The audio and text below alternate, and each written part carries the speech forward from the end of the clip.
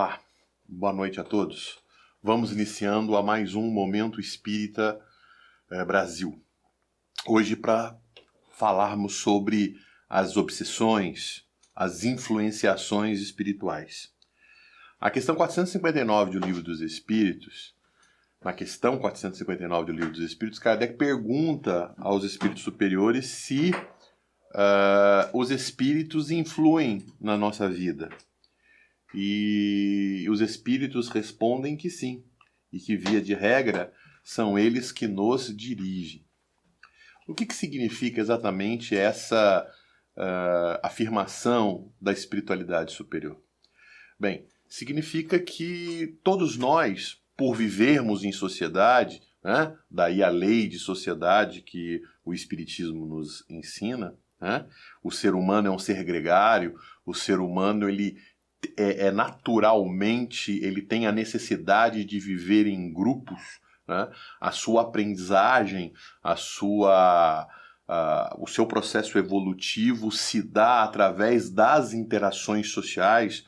Nós não somos seres que nascemos dotados de competências finais, né? Nós somos seres que vamos construindo-nos a partir das nossas escolhas. A gente vai se construindo a partir das escolhas que fazemos. Diferentemente de outros seres, né, como os animais, por exemplo, que não têm escolha, eles são, as suas ações, as suas definições, elas são determinadas pelas questões biológicas, pelas questões ambientais, né, o condicionamento ambiental, o condicionamento biológico. O ser humano não, o ser humano ele faz escolhas. Uma aranha nasce para ser aranha e já nasce sabendo fazer teia.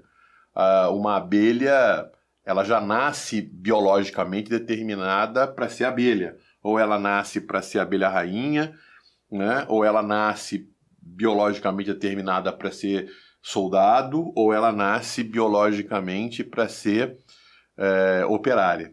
Então, e ela já sabe exatamente, ela já traz em si todas essas características do papel que ela vai desempenhar. Ela não precisa aprender, ela não precisa fazer cursos, ela não precisa fazer aperfeiçoamentos, né? O próprio processo biológico determina essa questão nos animais. No ser humano não, né? O ser humano ele não nasce dotado desses conhecimentos. O ser humano ele é na interação social com as outras pessoas, com seus familiares, com seus amigos, com seus professores, com seus colegas de trabalho, enfim, durante a sua vida, durante a sua existência terrena, é que o espírito então vai tendo oportunidades de aprendizagem, de somar experiências, e isso vai fazendo com que ele aprenda a se desenvolva. E é claro que são muitas as oportunidades. As oportunidades vão surgir na vida dele de todas as direções. Ele vai então fazer as escolhas mediante esse processo. É claro que a doutrina espírita nos ensina que nós tivemos várias encarnações. E, portanto, o espírito, ele, nessa trajetória evolutiva, nas diversas interações sociais que ele faz nessa vida, nessa encarnação, ele recebe múltiplas influências, né? Ele recebe influência dos pais, ele recebe influência dos professores, ele recebe influência dos colegas, ele recebe influência dos amigos, enfim, ele recebe influência de tudo quanto é direção. Mas é fundamental dizer que ele também recebe influência do seu próprio psiquismo de profundidade. Ele recebe influência das suas tendências do passado, das tendências de outra encarnação. Nos explicando melhor, né? Então, nessa encarnação, eu sou o Marco, mas é claro que em encarnações passadas eu já tive outras personalidades, eu já passei por outras oportunidades reencarnatórias.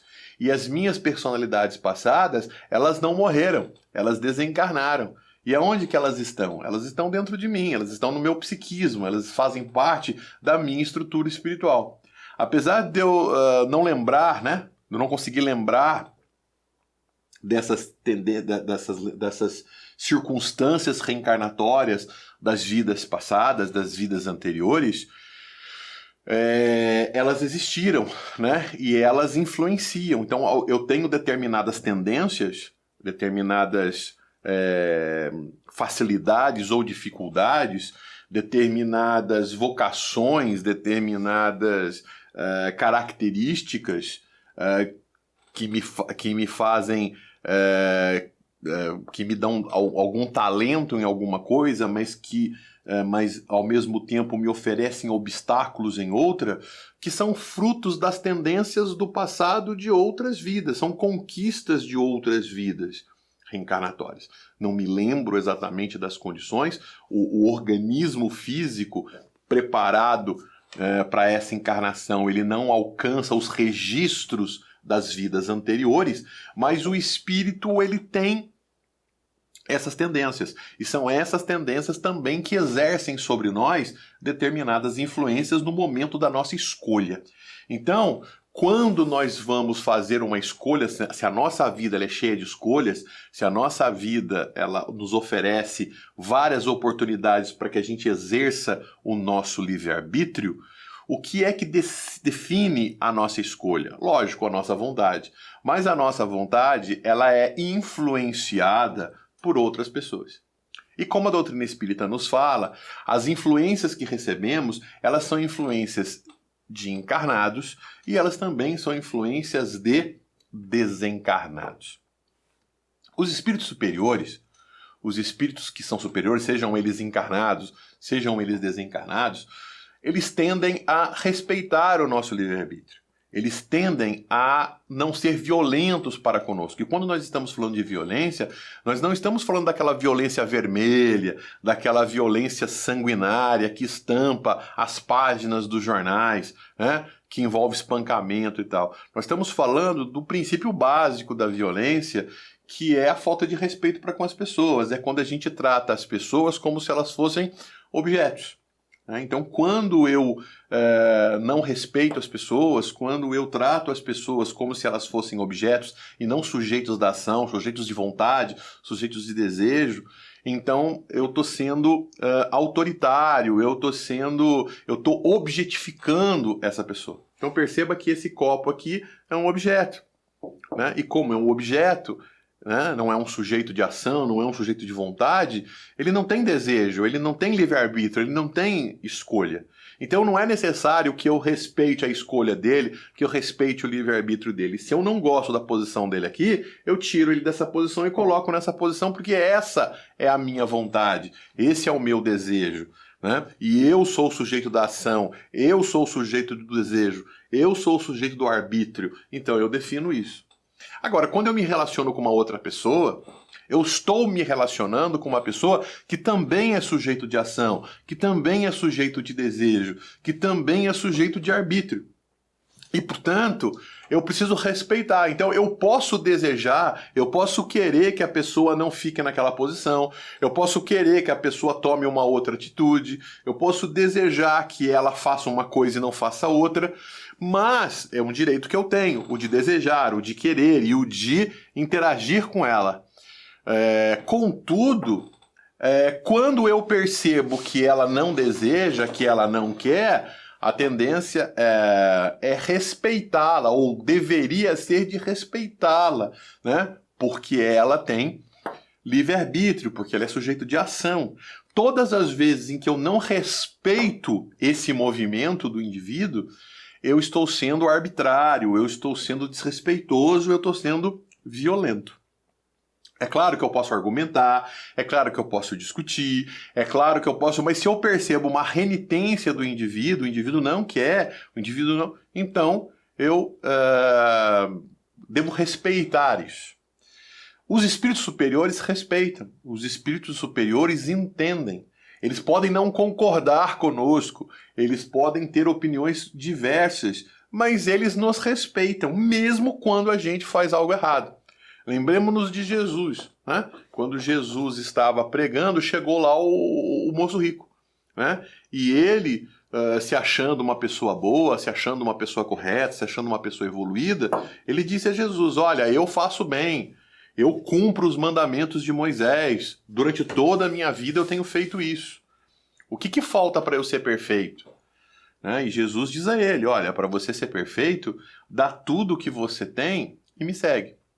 É claro que Jesus, nessa prerrogativa, nessa circunstância, nesse exemplo, ele não estava determinando que o moço, de fato, pegasse todas as suas riquezas e desse. O que Jesus fez ali naquele momento era hipotetizar, é fazer uma hipótese com ele, é fazer ele refletir. Olha, se por um acaso você perdesse tudo, se por um acaso você não tivesse absolutamente nada das suas riquezas, você ainda continuaria me seguindo? Você continuaria fazendo aquilo que prego? Você continuaria fazendo os 10, você estaria cumprindo os 10 mandamentos da lei de Moisés? Ou seja, se você tiver com fome, então você é rico, então você não tem fome, você não passa fome. Então quando chega uma pessoa faminta e pede-lhe comida, você dá. Por quê? Porque você tem comida em extensão e você não tem fome. A pergunta é outra. A pergunta é, e se você não tivesse nada? E se você tivesse com fome e tivesse um único sanduíche para comer? Você assim mesmo agiria com a lei de Moisés? Você seria solidário com o próximo? Você dividiria com ele aquele lanche, aquele alimento? Ou não? Ou você seria completamente diferente? Hoje você dá graças a Deus, você agradece a Deus e tudo mais. Mas se você estivesse passando por um momento difícil, se você tivesse perdido tudo, se você tivesse passado por uma situação de extrema má sorte, que levou você a perder amigos, levou você a ser traído, levou você a passar por imensas dificuldades. A pergunta fundamental é, mesmo assim, você renderia graças a Deus? Você agradeceria aos céus pelas oportunidades? Provavelmente não. Você estaria amaldiçoando, reclamando e tudo mais.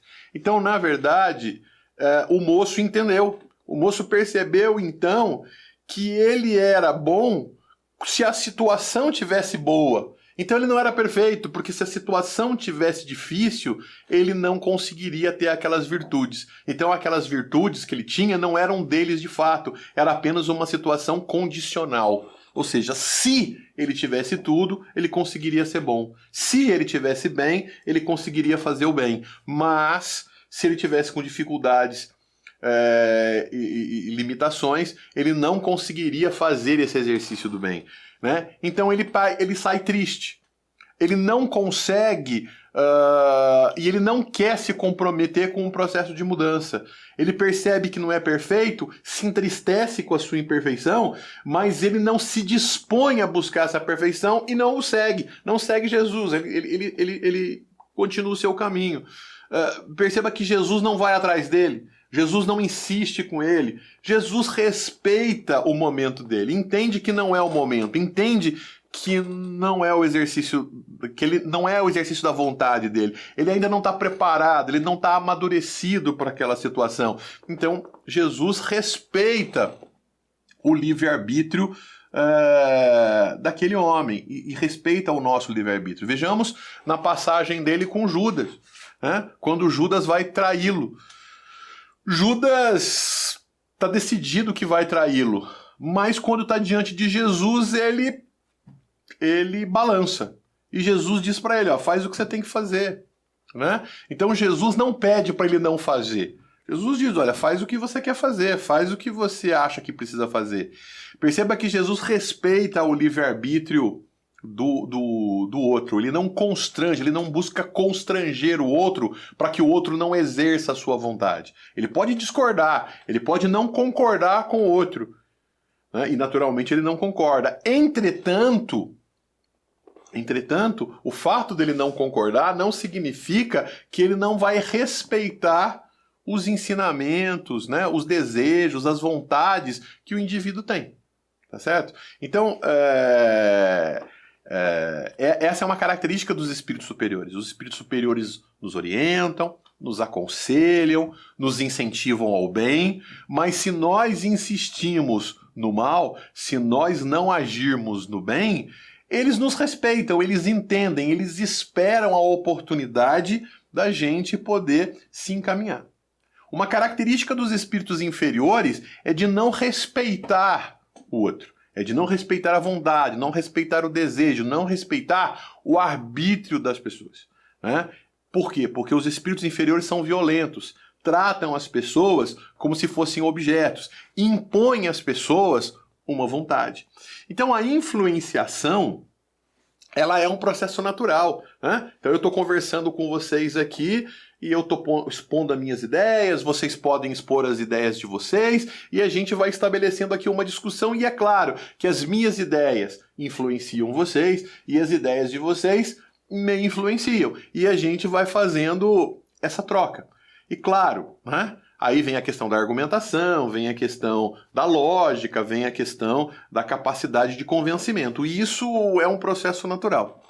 Agora, existem determinados aspectos, e é por isso que Kardec vai dizer, né, na questão 459 do Livro dos Espíritos, que todos nós, até por vivermos em sociedade, nós nos influenciamos mutuamente. Então, o processo de influência é natural.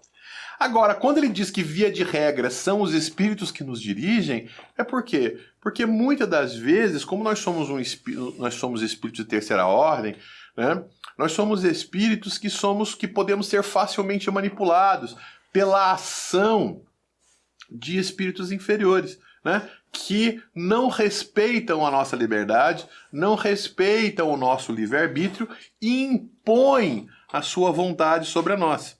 Alguns, então, utilizam de determinados artifícios, de determinadas artimanhas, né, para poder fazer isso, né? Uma artimanha muito razoável é constrangimento. É quando eu constranjo você, né? Kardec chama isso de todo o processo de influência que não violenta, todo o processo de violência em que não considera o outro, que não, né? Então um professor ele influencia o aluno. Um professor, ele conversa com o aluno, ele bate papo com o aluno, ele reflete com o aluno, ele ajuda o aluno a pensar.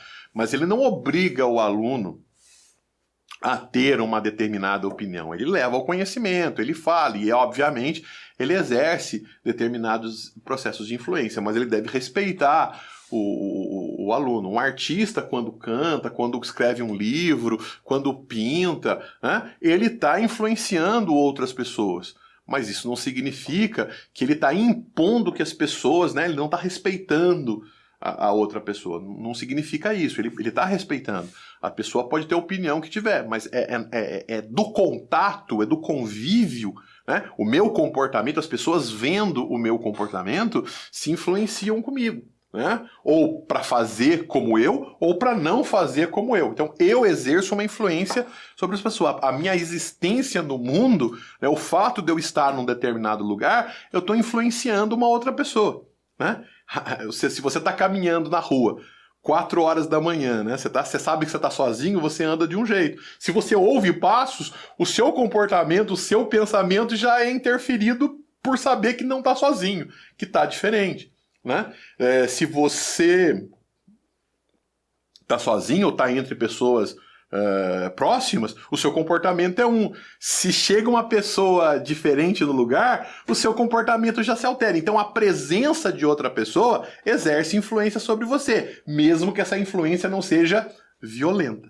Agora, quando o outro, né, impõe a sua vontade, quer paralisar sobre você e tenta paralisar a sua vontade, aí é o que nós chamamos de uma influência violenta. E aí é o que nós chamamos de é o que Kardec chama então de obsessão, ou processos obsessivos.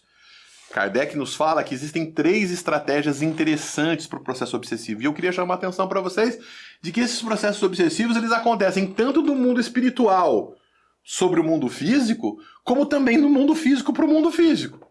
né? A gente não é só influenciado pelos espíritos desencarnados, nós somos influenciados também pelos espíritos encarnados. A gente não sofre obsessão apenas dos espíritos desencarnados, nós podemos sofrer obsessão também dos espíritos encarnados. E existem alguns casos em que mesmo os encarnados podem exercer obsessão sobre os desencarnados. Mas isso é uma outra conversa. Vamos continuar aqui na nossa linha tentando entender esse processo, então, de obsessão.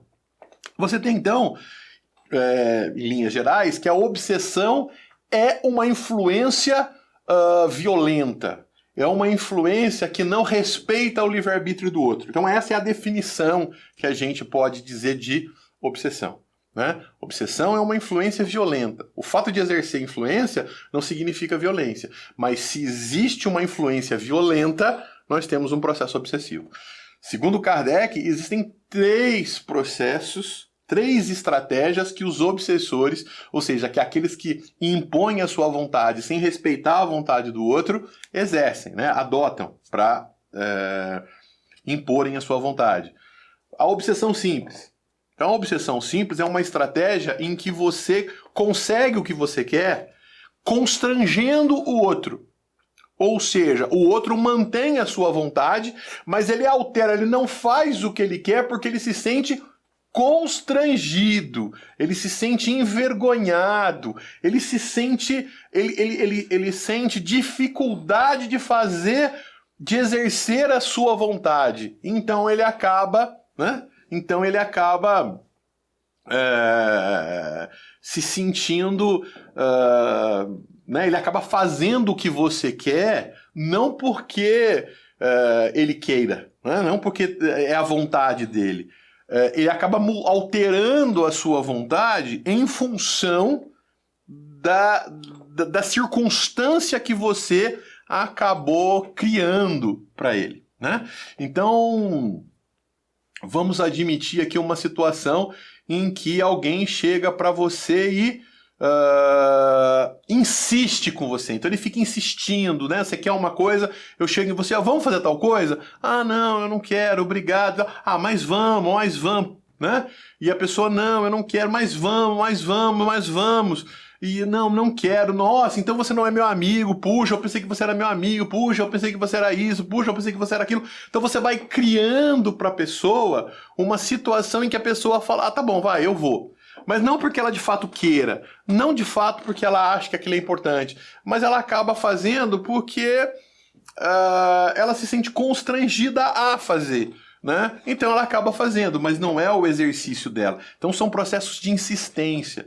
Então, os espíritos obsessores, muitas das vezes, eles vão lá e perturbam, eles vão lá e chateiam, eles vão lá e ficam insistindo, eles vão lá e ficam batendo na mesma tecla. Então, o encarnado, né, o indivíduo se sente perturbado, o indivíduo se sente constrangido, o indivíduo se sente pressionado. Então, ele sabe, ele tem noção de que não está bem, ele tem noção de que alguma coisa o chateia, mas ele se sente obrigado a fazer. Então, isso é o que nós chamamos de obsessão simples.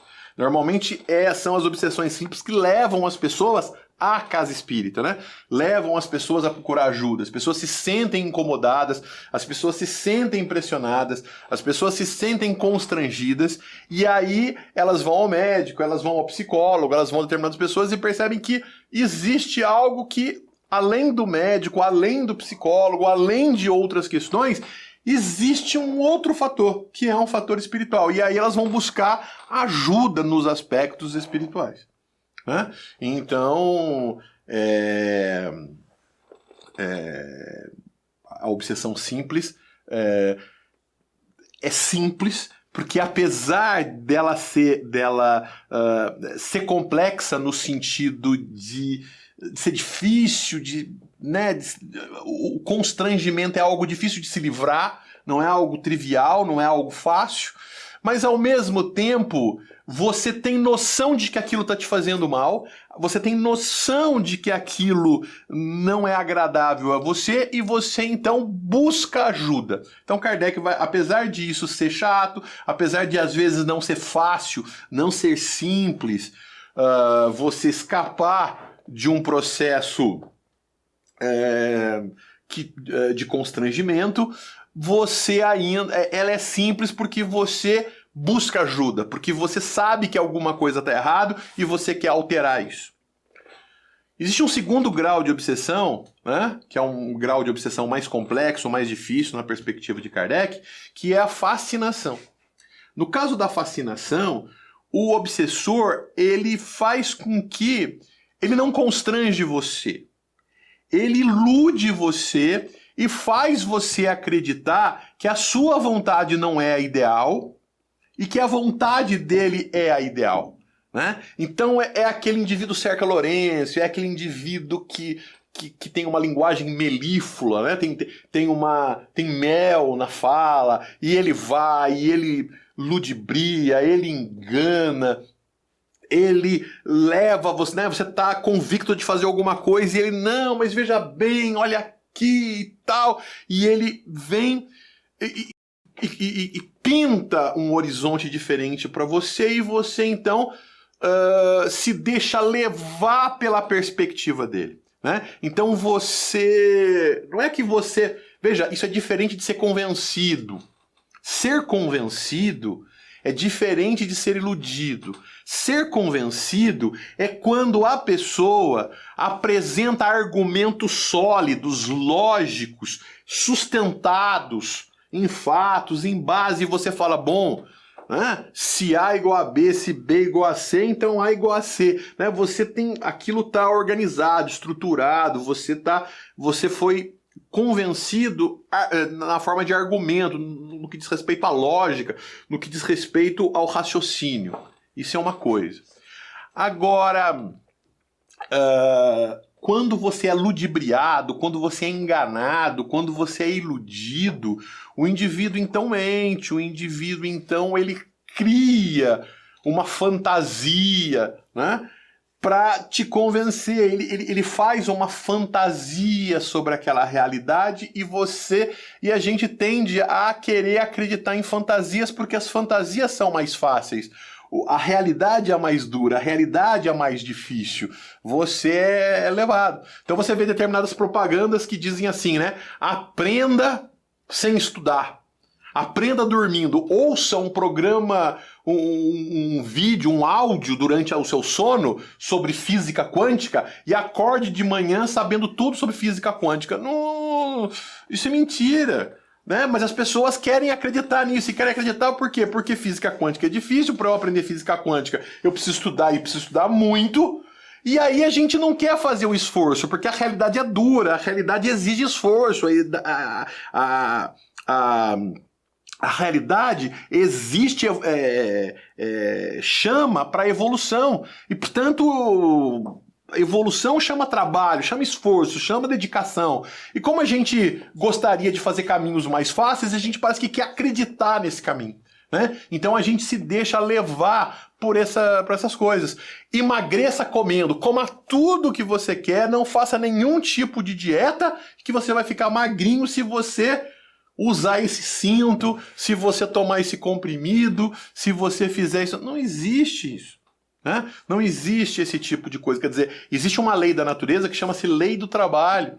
Né? Você precisa investir energia para que você tenha algum tipo de resultado. Né? Na natureza nada se cria, nada se perde, tudo se transforma, uma transformação. Para eu poder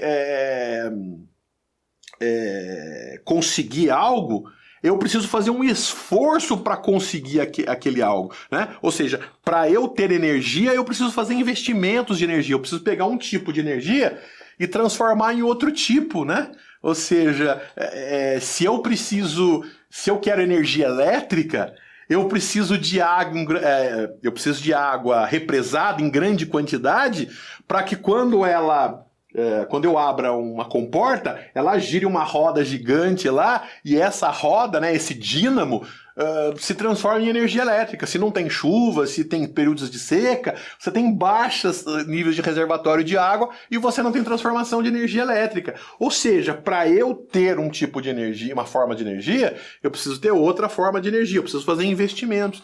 Então, qualquer coisa que diga contrário, você está sendo enganado. Isso é muito simples. Olha, eu tenho aqui um computador que custa 10, 20 mil reais. Mas para você, eu tenho um negócio de ouro, eu vou vender por R$1.000. Tem alguma coisa estranha. Ou esse computador que é quebrado, ou ele é roubado. Ou tem alguma coisa... Não existe mágica. Estão te enganando. E às vezes a gente... Como é que você se deixou enganar? Porque você quer acreditar. Porque é mais fácil pra gente acreditar. Porque a realidade nem sempre é fácil, nem sempre é simples, né? E a gente quer fazer o menor esforço. Então a gente se deixa levar pelas questões da fascinação. Então a fascinação são esses enganos, são essas ilusões. E por que ela é complexa? Por que ela é difícil? Porque às vezes a pessoa que está sendo enganada, a pessoa que está sendo levada por essa situação, ela nem procura ajuda, porque ela acha que aquelas pessoas que estão influenciando ela são as verdadeiras amigas. E aquelas pessoas que estão tentando tirá-la daquela condição são os inimigos. Então é uma pessoa que nem percebe, né, que está sendo prejudicada. Por isso que é um grau alto de obsessão. Então nós estamos falando aqui das obsessões de encarnado para encarnado, né? Então a gente tem aí, né, notícias falsas, né, as chamadas fake news, né, tem um nome diferente hoje, né, mas nós sempre temos aquelas pessoas que querem vender gato por lebre, que sempre inventam circunstâncias para levar vantagem para enganar as pessoas, os chamados golpes, né? Golpes de telefone que vêm, que prometem, que dizem, e você se deixa levar, é iludido, é enganado e acaba fazendo algo que se prejudica, né? Então é a fascinação de encarnado para encarnado. Mas os espíritos também fazem isso, né? Então os espíritos, eles podem surgirem, eles podem trazer mensagens, eles podem trazer orientações, eles podem trazer determinadas recomendações que parecem ser de espíritos superiores, que parecem ser grandes coisas, mas na verdade são negativas, são inferiores, né? Quantas pessoas não exploram a fé dos outros para ganhar dinheiro? Quantas pessoas não exploram a fé das outras pessoas para levar vantagem nas costas das pessoas? E essas pessoas então continuam fazendo e a gente se pergunta, mas como é que a pessoa não enxerga que isso não resolve? Como é que a pessoa não enxerga que está sendo enganada? Mas a pessoa está sendo ludibriada, a pessoa está sendo fascinada, está sendo iludida, né? Então, esse é o grande problema. E existe o grau mais grave de obsessão, que é a subjugação. Perceba que todo o processo de influência é a violência contra o exercício do arbítrio, contra o exercício da escolha, contra o exercício do indivíduo exercer a sua vontade. Perceba que na obsessão simples, como a gente falou, o indivíduo não paralisa a vontade. O indivíduo, o obsessor, ele cria uma situação vexatória, uma situação em que o indivíduo se sente constrangido. Então você cria um constrangimento de exercício da vontade. Não existe paralisação da vontade. O indivíduo continua com a sua vontade, mas ele... perceba que o ataque da obsessão é sempre a vontade do indivíduo. Na obsessão simples, o ataque é a partir do constrangimento. Você mantém a vontade do indivíduo, mas o indivíduo fica constrangido, né? Ele se sente constrangido a fazer alguma coisa. Muito bem. No grau 2, fascinação, o indivíduo é iludido, ele é levado a acreditar que a sua vontade não é a melhor, é que a vontade do outro é a melhor. Ele é enganado, ele é ludibriado. Então, na verdade, a fascinação, né, não chega a ser uma paralisia da vontade, porque o indivíduo continua exercendo a vontade, só que o indivíduo é enganado e ele passa, então, por esse engano, a ter uma vontade que não é a sua. Ele passa a ter uma vontade do outro porque ele está enganado, de fato. E o terceiro, não. O terceiro, o da subjugação, o indivíduo tem a sua vontade paralisada, o indivíduo perde a sua vontade, o indivíduo não quer mais exercer a sua vontade, o seu desejo, ele perde o desejo de fazer as escolhas. Ele não quer mais escolher e ele entrega a sua vida às escolhas das pessoas. Ele passa então a ser completamente manipulado a fazer o que a outra pessoa quer que ele faça, porque ele não tem forças para superar o outro. Ele se acha menor, ele se acha pequeno, ele não se acha digno de exercer a sua vontade, ele não se acha com direito, né, de ter vontade e de ter as suas vontades atendidas. Então ele fica à mercê da vontade do outro, né? Então isso é uma subjugação. Ele é grave porque o indivíduo é convencido de que ele é menor. Ele é convencido de que ele não pode tomar decisão. Ele é convencido de que alguém deve fazer as escolhas por ele.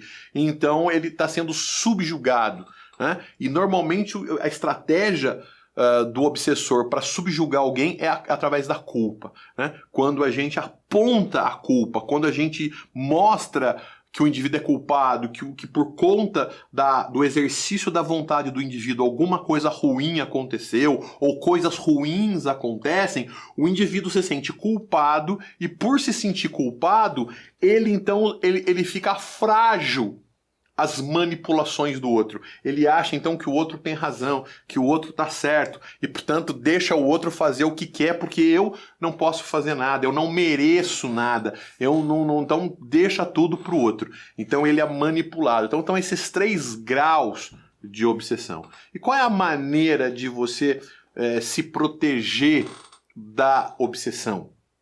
É o conhecimento.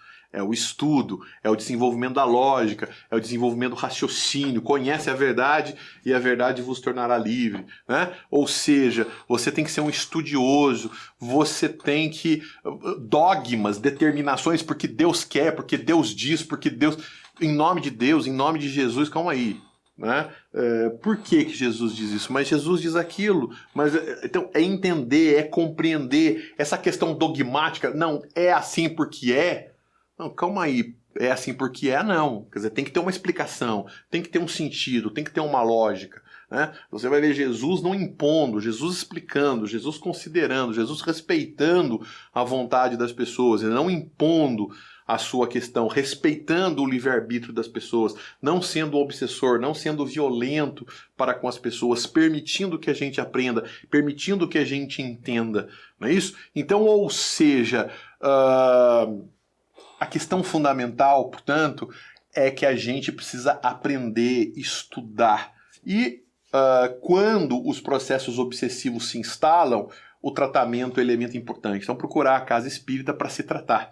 A pessoa que passa por um processo de obsessão, de fascinação, e que, portanto, não aceita, vai contar com a ajuda dos amigos, que vai fazer oração por ele, que vai fazer tratamento à distância por ele, que vai procurar o centro espírita por ele, que vai mandar tratamento à distância por ele, né? E isso vai ficar à disposição para quando ele acordar e perceber que foi enganado e ficar desiludido, é aí que os amigos, as pessoas que realmente gostam dele, é que vão dar apoio para que ele possa se reerguer. Então, é essa a questão fundamental, né, do tratamento contra os processos obsessivos. Mas em outras oportunidades nós vamos estar continuando a discutir cada um desses elementos, falar das estratégias obsessivas de obsessão simples, de fascinação e de subjugação, e dos trabalhos da Casa Espírita para a desobsessão. Mas isso é assunto para outros estudos. Eu gostaria de agradecer a vocês por mais essa assistência, né? Por mais essa oportunidade que eu tenho de chegar até você, de estar aí na sua casa, de estar falando sobre o Espiritismo, de estar falando sobre um tema importante, sobre a nossa essência, a essência espiritual. E eu aguardo você no próximo encontro, no próximo Momento Espírita Brasil. Até lá!